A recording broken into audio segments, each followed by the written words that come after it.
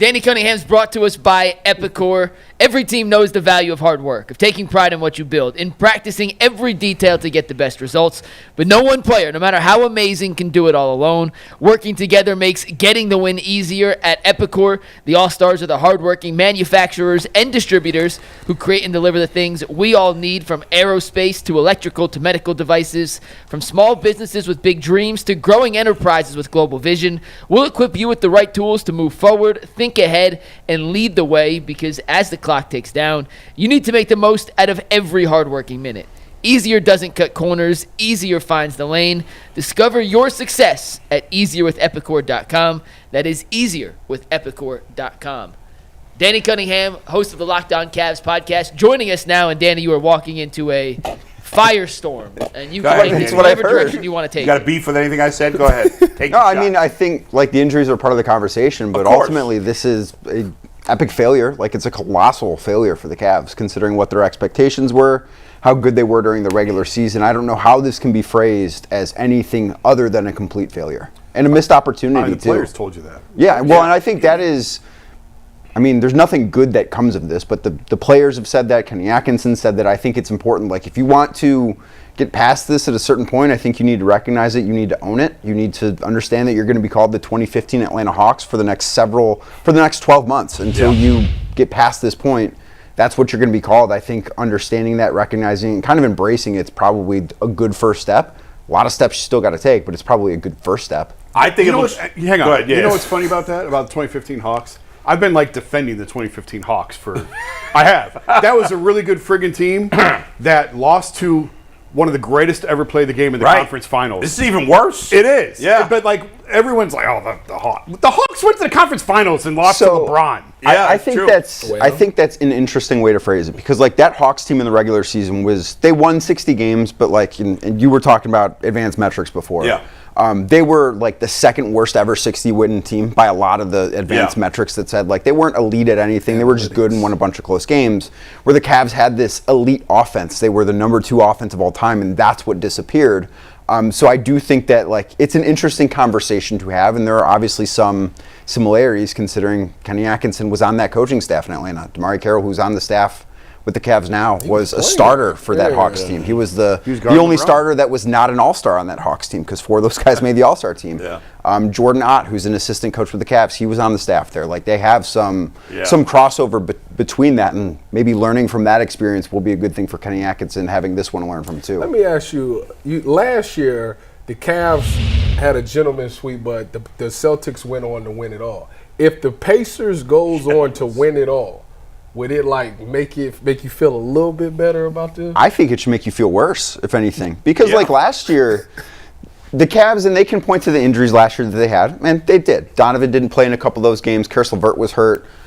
Jared Allen didn't play in that entire series against Boston. But even a fully healthy Cavs team was not winning that series. Like, that was not ever going to be anything. I thought if the Cavs played perfect, they'll lose in 6 games against the Celtics. Like, that's just what it was last year. This year, they were heavy favorites. They should have won this series. They had, I think, the best road they might potentially have to get to the finals to win the NBA Finals. If anything, if you want to feel better about the Cavs losing this series, I feel like you should probably be rooting for OKC, because that's the one team I look at left and say, yeah, I probably would not pick the Cavs to beat them. Other than that, like, I think you should not feel good that this happened, because it's, to me, a huge wasted opportunity.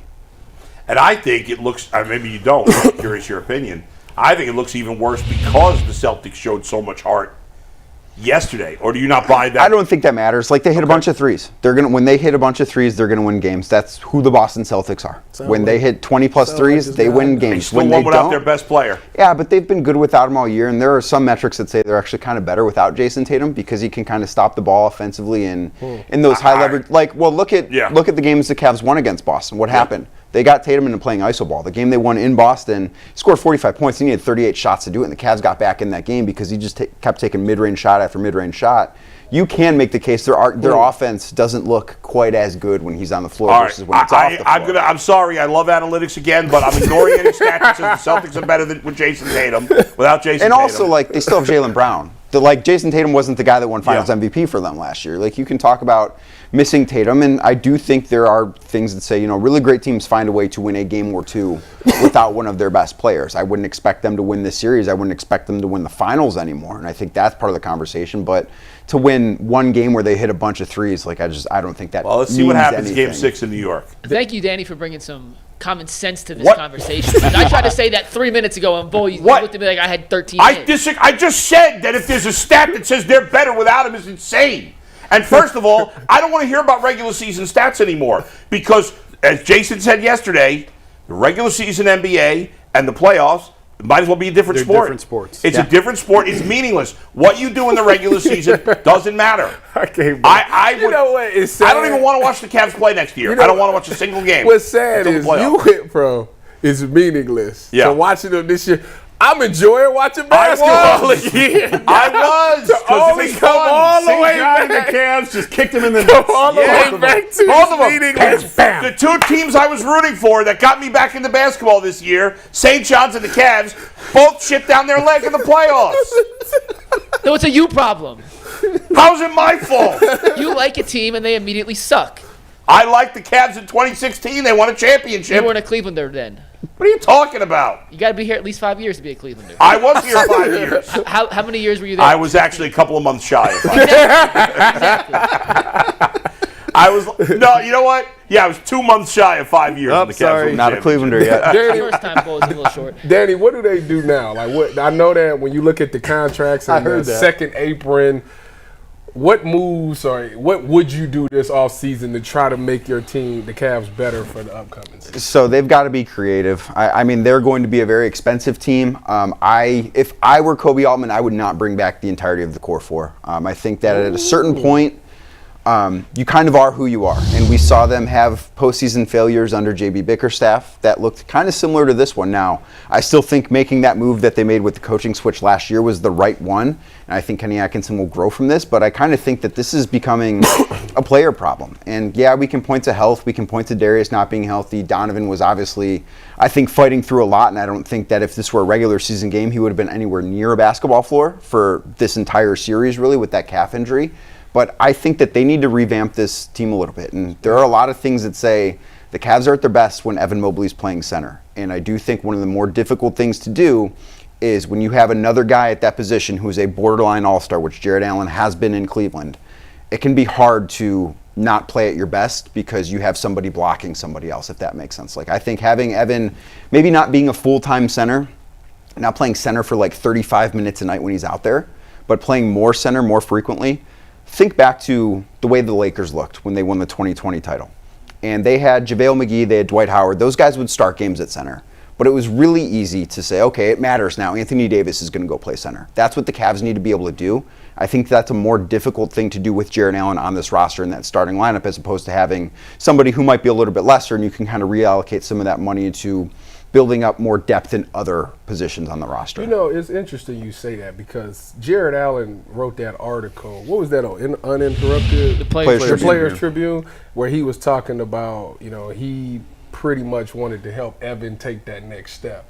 And after seeing Evan take that next step this season, do you think Evan even needs Jared anymore? I mean, I don't think that he needs anybody to be great. Like, I think Evan is just going to be great because he's a great basketball player. I think having a center alongside him for part of the game absolutely is something that helps him. Like, you would not want him playing center 33 minutes a night for 82 games. That's a brutal burden on you to have. So that's not what you would want. I think Jared helped him, but I think ultimately Evan is so good that whoever's around him is going to find a way to help him. I don't know that it needs to be Jared Allen anymore. Do you think, like we were talking about this yesterday, about he needs to demand the ball more? Sure. Like there's a stretch of all these games.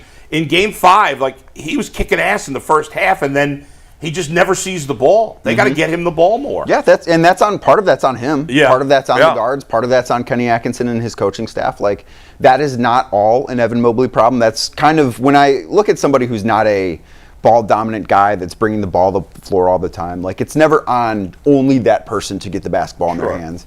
And that's part of the reason why, unless you have somebody like Nikola Jokic, you don't see a lot of teams that their best player is a true big, just because it can be hard to primarily run late game offense through them. And the Cavs have had that issue with Evan. They need to do a better job of, and I thought they did a great job during this regular season of empowering him and letting him kind of grow offensively the way that he did.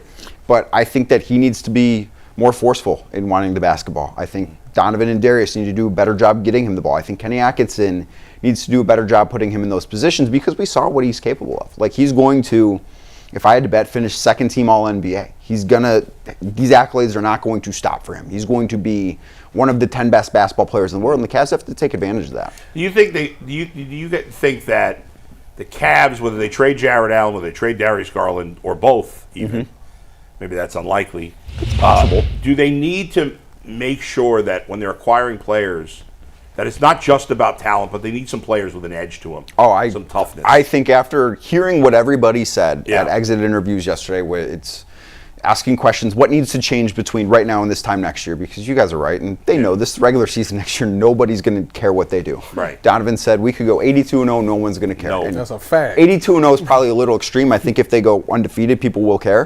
But they're going to 40-0. We're going to talk. Yeah, about exactly. Yeah. But the point is, they have to prove it in the playoffs. And they all said we need to get physically tougher and mentally tougher. Yep.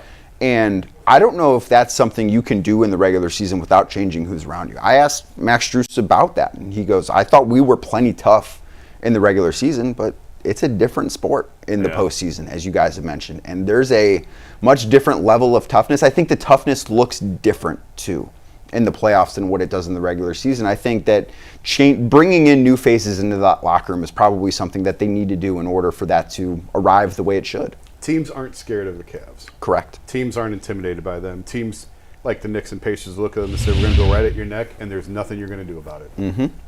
What do you guys think, Jason, chime in also if you want, but Dan, what do you guys think they need to do differently beyond the talent change that they hopefully will make? Like, do they need to handle the regular season in a different manner? The one thing I look at is, and the Cavs were very happy about this during the regular season, but then you watch what happened at the end of Game 2 and it's like, I think they need to play their stars a little bit more in the regular season. Like, they celebrated the fact that Donovan played a career low in minutes. Darius I think we all did at right, the time. And it's like, the depth matters, and they won 64 games by not playing their star players the way that the New York Knicks do, with how many guys played 40-plus minutes a night for them. I'm not saying that they need to go out and do that, because that's probably not the right thing either. Like, I would not be surprised that, if the Knicks beat the Celtics, they fall apart against the Pacers trying to keep up with Indiana. But I think the Cavs weren't necessarily ready for that, and part of the reason why is they didn't play enough in the regular season. I think that's a very fair critique to have of the way they handled this regular season. You look at Game 2, they ran out of gas in Game 2 of the second round. Now, they said that game felt like a Game 7. It was a very high-intensity game, and those things are true, but you cannot run out of gas in Game 2 of the second round. Like, at that point, they had won 4 playoff games. Yeah. They had to win 12 more playoff games to reach their goal, and they already had ran out of gas. Like, that, to me, was one of the most glaring things to come out of this series. I could understand Donovan's perspective because he was carrying the team the whole game. Well, and he's hurt. Like, right. I get that. But the rest of the team, there was no excuse for that. What about Ty Jerome? What do you think about, obviously, here's a contract year for him. Right. Do you think he re-signs with the Cavs? And Sam Merrill. I mean, I think those are probably two different cases, because I think when you're somebody in Sam's position, and Sam is 29 or 30 years old, and he's on a minimum deal, like, you kind of, at that point, you are just kind of a minimum contract guy. Mm-hmm. So I don't think that he's going to find himself out of the Cavs' price range. Ty is an interesting one, because I think he probably lost some money in this series. Yep. I would be surprised, and there are a few teams that are going to have cap space this summer. I would be surprised if any of those teams want to spend legitimate cap space on Ty Jerome, because especially in today's financial climate, you're going to want to spend cap space on a guy that's like a surefire starter, borderline all-star, and Ty had a great season, but he's not a borderline all-star guy, and no one's going to confuse him with that. So I think the Cavs are going to be competing with teams that can spend their mid-level exception on him, and they're allowed to kind of get to that point financially to retain Ty. I do think they probably have to trade somebody to cut costs elsewhere if they want to keep him, just because if you sign Ty Jerome for, like, say, let's just make this an even number, $10 million a year. And I think we'll probably get more than that. It's going to cost you like $50 million a year because of what you're going to have to pay in luxury tax and getting over that second apron. So like if they're going to do it, it's going to have to be worth it, and they're probably going to have to shed salary elsewhere to justify it. Dean and Isaac, were you surprised by how they played in this postseason? I guess not Isaac. Not Isaac. We've got plenty of evidence on that. Yeah, I was not surprised by Isaac at all. Dean just does not shoot the basketball. And like that's the thing that I keep coming back to because he is a good defender, and to get back to the advanced analytics, those numbers love him. But he doesn't shoot the basketball enough. He doesn't. You're and more like analytics than anybody. I know. I love it. I know what you're giggling I got about to over there. question basketball analytics. like every good analytic is like, well, you look at it like, but it did nothing. I'm like, I watched Dean Wade play. Don't do nothing. right. He's turning into Jay in front of our eyes. Yes. Come on.